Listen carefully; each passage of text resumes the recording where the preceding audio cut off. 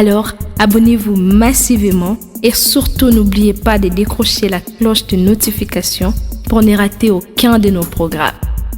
RK Pro TV. Tonda Yesu, tonda Nzambi moyame, okangi tonda nani, wakakalendai bidi la se.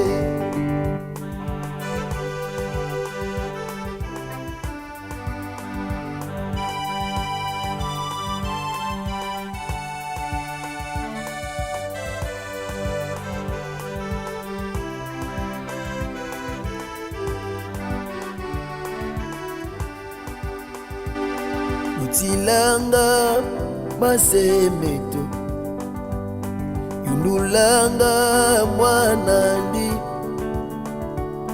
mwanisanga menizeto, nanipi na Nzambeto. Tonda, tonda, tonda, tonda Yesu, tonda Nzambi moyame,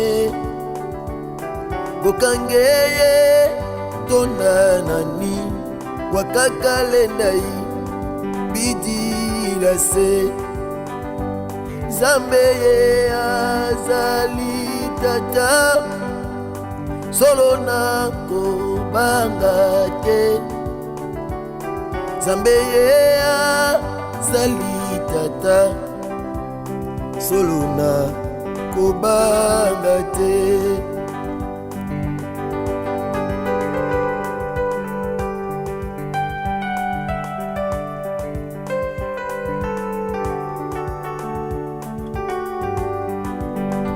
Betelaki maboko yayo. Hey, Yesu Kristo Nazareth. Fokulendi la salu kia kineneko, koso salu toma salakyo, betela e maboko abongi na lokumwe, folo kia kukesesa ge mama, folo kia kukesesa, folo kia kukesesa. Sila vuya vilange wasongayo, folo kia kukesesa gedibundu, folo kia kukesesa, folo kia kukesesa. Sila vuya vilange wasongayo, folo kia kukesesa.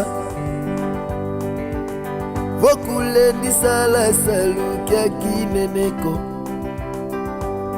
koso salu toma salakyo,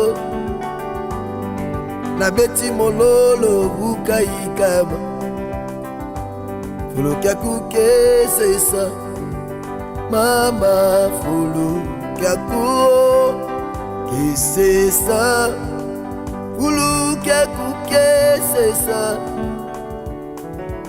Au commencement était la parole, et la parole est Christ. Radio, parole, vie. La radio qui donne la vie à travers la parole. Mbote Shalom, cher peuple de Dieu, vous qui êtes partout à travers le monde entier, vous qui aimez votre émission Parole Vie, une émission à caractère évangélique, animé par votre humble frère, le frère Herbie, Retibisiamo, pasteur, Mwana Tatananga, Jean-Paul Meeta, pasteur de la foi. Tika Yesu Christ en Nazareth, Nzamba Solope, Abomo et Apambola Bino Bebolinga Liloba. Merci. Nous sommes dans la radio Parole Vie, la radio chrétienne, où ils ont un objectif moko, yakotea, sango malamu, ya Yesu Christ en Nazareth, Nzambe moko akufela biso ne kulus. Nanya loba, Père, tout est accompli. Merci maman, merci papa, chers frères et sœurs, vous qui aimez la parole. Bien-aimés, vous qui aimez la parole, soyez bénis. Parce que ce monde que nous voyons a été créé par la parole. D'ailleurs, il est dit dans Jean chapitre 1er, dans le premier verset, au commencement était la parole. La parole était avec Dieu et la parole était Dieu. Tout a été créé par la parole. Balikolo te omona isamana liloba. Mai isalamana liloba. Mabele isalamana liloba. Lumière isalamana liloba. Tout a été créé par la parole. Or, lorsqu'on parle de la parole, on voit directement Dieu. Parce que c'est Dieu qui est la parole. La parole faite chair. La parole incarnée. C'est lui la parole vie. Bien-aimé dans le Seigneur. Yeli loba ou elata nzoto. Pour komema bomo pe kimia na mitema basante. Pour komema lobiko na humanité. Merci chers auditeurs de la radio Parole Vie. Tango nyos. Émission Parole Vie. Mais c'est une émission qui communique la vie. C'est une émission qui a un seul objectif. Il y a qu'augmenter condiment. Il y a qu'on nourrir espoir, top espérance. Parce que la Bible dit, la foi vient de ce qu'on entend et ce que l'on entend vient de la parole de Dieu, vient de la parole du Christ. Bien-aimé dans le Seigneur, yonanga tozana intérêt ya koyoka liloba na Nzambe. Parce que lorsque nous écoutons la parole, nous écoutons directement Dieu, parce que Dieu se révèle dans sa parole. Chers auditeurs de la radio Parole Vie, voilà pourquoi la Bible dit, dans leur détresse, ils crièrent à l'Éternel, et l'Éternel envoya sa parole, et sa parole le guérit, le fit échapper de la fosse. Seule la parole de Dieu est capable de komisa mutu na libulu. Na libulu ya péché. Na libulu, il y a bien inquiétude. Na libulu, il y a mikakatano. Il y a problème ça et là. Na libulu, il y a blocage, tu as humiliation. Topé, limitation, bien-aimé. Merci, on peut prier le Seigneur. Toko bon de la bande konanga. Kolotopesio merci. Pour nangongo pesi biso mo santo. Biso betoza ba instrument ya pamba. O kati nango che maloba. Soko che loba te tata ni na koyebisa peuple oyo. Kolo merci. Nazo de maliloba tongwa lelo ndeko kati pongi pamba te. Ndeko linga ke musala kati pongi pamba te. Ndeko azana bus na mutuka. Tata tongo makasi nzela mulai. Azoze l'émission Parole Vie. Seigneur, tikande kwa mona loboko na yo. Tata lobe la biso. Banangai moto na telemi na oteya. Pe bande ko nyoso bazomi partout à travers le monde entier. O bazola nangai na radio Parole Vie topé na ba chaîne ya YouTube mususu. Na kombo na yo Yesu Masia Nazareth. Yo ozali nzamba solo pe a bomoy. Ndeto bondeli kole pa na yo. Petolobi. Amen. Merci papa, merci maman. Nalinga te partager un sujet par la grâce de Dieu. Kolanisama o nzamba chebiso na mutema na loba tango nyonso. Tote ya ba sentiment na bisote. Mais tote ya kabino o nzamba chaka biso na mutema parce que c'est Dieu qui connaît le vrai besoin de son peuple. Bien-aimé. Et puis nzamba mtayebi vrai besoin na yo. Na bomotoko za na posa lipa. Nzoka nzambe azana poso za la délivrer. Na bomotoko za na posa ya libala nzoka nzambe azana posa otama na kobanga ye bongo so libala nzambe azana lolenge na komona makambo o ezali différent na biso. Chers auditeurs de la radio Parole Vie, makanti na biso ekokana atene ya nzambe. Nous les hommes nous sommes limités, mais Dieu n'est pas limité. Notre Dieu n'a pas de limites, n'a pas de frontières. Sur tous les plans, et peut-être au souka ya banda. Et peut-être au kokate ya koka. Et peut-être au simba te ya simba. Il est le plus haut des cieux. Il est le secours qui ne manque jamais dans la détresse. Chers auditeurs de la radio Parole Vie, bienvenue dans le Seigneur. T'aimes toujours les alliés, l'Éternel combattra pour vous. Nzamba kubundela bino. Nzamba kubundela bino. Bien-aimé, Au réaliser, vie à moi Nzambe sans envie de combat. Bitumba eza na deux domaines. Na domaine physique comme ça. Topé na domaine spirituel. La Bible dit bato bakolinga batambola pieusement na Yesu Masia Nazareth bakozala tango nyonso persécuté. Bato bakotambola malamu liboso na Nzambe. En persécution ne kozana nzoto. Non seulement d'une manière spirituelle. Bakofingama, bakocholama, bakosekama. Bozala traiter de tout sauf rien. Bakofinga, bakochola. Même biso ba oyoyo. Bana ba delafa otoza ba erbio. Toza ba message muso ko lembisa yo. Batu ba ofinga, batu ba ochola. Mais bien aimé dans le Seigneur. Na yoka ngote parce que na bengami na wanate. Na bengami na continuer chemin parce que le chemin est encore trop long. Nzele sa moulai. So na yoki oyo na kolemba. Na comprendre que ana koyoka na liboso pe na koyoka parce que le chemin est trop long. Plus que j'avance, plus que bitumbezo mata, plus que je monte, plus que le combat monte encore, plus que le combat avance. Oh, réalisez mon frère, ma soeur, pendant que tu montes dans la vie chrétienne, pendant que tu montes dans tes affaires, sachez-le très bien, bitumbezo mata. Pendant que mi pesi na vie chrétienne na ko sambela, to pe na ko banga nzambe komeka mapezo ya ezo mata. Biloko ezala ki passe au monde comme facile. Satan a télémissi mitambo na ba domaine belé avec un seul objectif, à étouffer eloko ezakati nos chers bien-aimés. Tout ça sont les combats. Nanzoto be bitumbezo bundama. Bitumba humiliation, il y a rejet.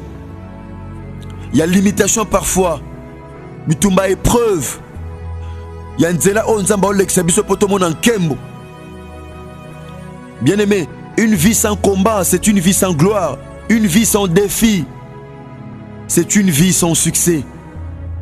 Chers auditeurs de la radio Parole Vie, vous savez, chers bien-aimés, Moïse, lui qui était le leader, Nzambe la fallu à peuple na Égypte. Il y a Israël, azo bango na Égypte, aima bango na Canaan. Il a fallu Nzamba telemisa mutu na combat Moïse. Aza lokola canal. Oyo kolongola. Peuple oyo n'Égypte pour na bakoma na Canaan, oyo ezali terre promise. Bien-aimés dans le Seigneur, nous ne sommes pas encore arrivés à la terre promise. Pendant que toi na nzela to tambola bitumba esila te. Bitumba na ba domaine nyonso esila te. Voilà pourquoi parfois tu te poses des questions en disant pourquoi toujours moi? Pour ni bitumba ezola nanga na musala, na libala, surtout na belle famille. Même na ndaku na yo papa, maman, toujours des combats. Satan a quand même envoûté ban. Bah comme on manque au respect. Sachez-le très bien, ce sont des combats. Oui, Sengeli bien-aimé. Au Senga soutien pas une kolo polonga. Moïse a joué sa banne à Israël. À lui, boy, il dit ceci. Dans Exode chapitre 14, verset 14. La partie A. L'Éternel combattra pour vous. Nzamba ko bunda pona bino. Bien-aimé, bitumba na yotem to bunda. Bitumba so kuta nango, c'est pas toi qui combat. Ceux qui yon de sur lemba. Ceux qui yon to bunda de sur lemba. Parfois si balonga yo. Tu demeures invincible parce qu'à côté de toi, il y a un Dieu. Oh, c'est pas là qu'on peut se bon moina yo. Oh, c'est pas là qu'on peut se direction en vina yo. Oh, c'est pas là qu'on y est comme pas inaye. Voilà pourquoi la Bible dit, c'est lui qui place en l'Éternel son appui.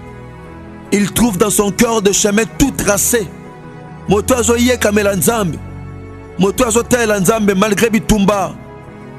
Les adversités, ça et là. Mais ceux qui moutazo tia confiance c'est pas un anzambe. C'est possible à trouver na kata motema banzela sie bongi sami. Bien-aimé, fanda ki manzamba bundela au tikote.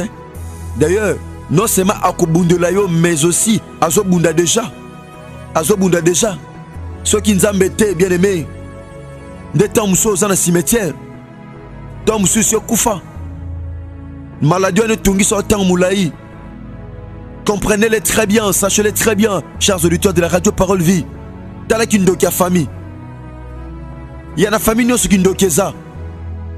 basala ba plan bien aimé contre yo, basala ba réunion contre yo, bazo bundisa, mais le kola ozo battre la kondima, ozo bomba sanctification, o réaliser ba bundiso na butu ba olonga te, ba bundiso na moi ba olonga te. Mais j'aime la parole. Je l'ai toujours dit, je suis le prédicateur de la bonne nouvelle. Il est écrit, on te fera la guerre. Bien aimé, la guerre est une réalité. Le combat est une réalité dans la vie d'un enfant de Dieu. Comme Mekama est sa réalité. Bitumba est sa réalité. Les problèmes là auxquels tu es confronté, tes problèmes là, bien aimé, est sa réalité. Makambo zokuta nango est sa réalité. Pinjoli wane zotanga est sa réalité parce que tu n'es pas la première personne. Bien aimé, yakotangisa pinjoli. Eza bato balela avant yo, mais basala nzambe confiance pinjoli pe kauka. Nzamba pambolo ndeko lobi amen siko zali. Kasi problème okuta nango wana, yo tem to bandiango. Eza na mutu makuta na problème wana, atelela ka nzamba zwaka solution. Eza pena mutu abela ka maladie wana, ba yebisaka yeka nde ba médecin ba yebisio que cette maladie est incurable. Cette maladie ne guérit jamais. Parfois aussi le médecin t'ont dit de la sorte. Mais bien aimé dans le Seigneur, okoyoka ba médecin, ochongo na mutema. Oui, okoyoka ba médecin parce que nzamba pesa bango mayele. Mais ko jama lobana to chongo na mutema parce que maloba bato sili sa kondima. Bitumba ozana ngwana, obunda na makasi na ote. Moïse a comprendre que Pharaon Zoya azana mapinga la puissance. A une armée puissante. Azana be bundeli ya makasi. Abitala nzamba bundela bino. J'aimerais dire à quelqu'un qui me suit ce matin, oh, je l'ai toujours dit, chers auditeurs de la radio Parole Vie, je suis le prédicateur de la bonne nouvelle. Le combat est une réalité, oh, mais la vérité est que on ne te vaincra jamais. Il est écrit, on vous fera la guerre, mais on ne vous vaincra jamais. Yaya, comme Kamana, Oroko et Samatena comme Kama. Il y a un Dieu. Oh, Azana bien aimé pour l'onction la tentation nyos. D'ailleurs, la Bible dit, Ezana comme Kama côté koleka au-delà ya foi na yo. À moins que yo moko cédé. À moins que yo moko bungisa kondima. Mais si tu gardes la foi, bien aimé, on te fera la guerre, mais tu seras toujours vainqueur. Oh! Osala combattu, mais jamais abattu. Tu ne seras jamais vaincu, bien aimé, par tes ennemis, par tes adversaires. Pendant que je parle, tu as dans la situation. Oh, c'est comme si Osuki. Rien ne va dans ta vie. Oh, il y a un Dieu. Oh, Télémaka. Job dit, je sais que mon Rédempteur est vivant. Oh, il s'élèvera le dernier. Et il agira. Dans le mois de février, Toza. Bien aimé dans le Seigneur, c'est possible que Dieu fasse quelque chose dans ta vie afin que tu puisses témoigner sa grandeur. Merci, chers auditeurs de la radio Parole Vie. Tokomina Souka, Yamalakis Nabiso, Namukola Lelo. Donc, continuez enseignement au lobby par la grâce de Dieu. Ce qui est ce Christ en Nazareth, sa maison élité, te peut se caper biso pema. Pamba te peme ou te ke painaye. Ndeto continuer ango. Merci non de cause libako la nabiso pona bala liboso. Oko comme la biso na plus 243 97 36 31 068. Oko zabiso bien aimé na kata radio Parole Vie. Bongo oko comme la peine na deuxième numéro na biso. O ezali géré na ingénieur Chris Kundenga DG ya radio Parole Vie. C'est un homme sérieux, serviteur de Dieu. Au comme lié pour se rappeler Matéa. Nous posons la difficulté que Matéa au comme lié na plus 243 89 75 70 917. De quoi ligo ça en direct na biso. OK na navigateur Google. Au beti na minuscule radioparolevie.com. Au cause déjà na kati bien aimé au Hollande biso en direct na kati radio Parole Vie. Topé au beti TLF TV 2. Lettre D, lettre L, lettre F. Ou espace au TV, puis au 2. Wanande au kota na kati ya chaîne nabiso topé na RK Pro TV, lettre R. K Pro ou espace au TV. Et pas pour Hollande biso par la grâce de Dieu. Na bongo, ce qui est Christ en Nazareth nzamba solo pe a bonne maison milité. Tukutani bongo lobby na numéro à sika sinon Que Dieu vous bénisse. Au commencement était la parole, et la parole, et la parole, et la parole, Christ. Radio, parole, vie. La radio qui donne la vie, qui donne à travers la parole. Abonnez-vous sur RK-Prod pour équilibrer votre vie. Un programme consistant pour votre vie chrétienne. Campagne évangélique. Prédication. Prière.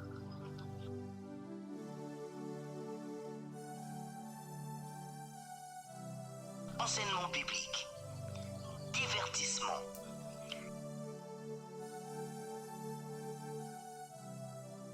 Cinéma.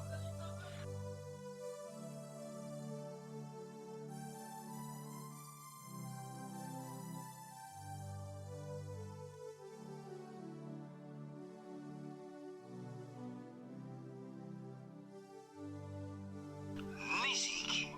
Alors, abonnez-vous et n'oubliez pas de décrocher la cloche des notifications pour être informé à tout moment. RK-Prod TV.